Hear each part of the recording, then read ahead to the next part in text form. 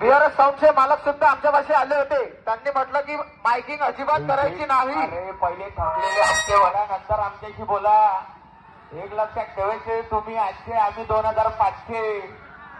अरे जे वाजवतो ते छोटा वाजवतो, एडी चाली नहीं बुकता.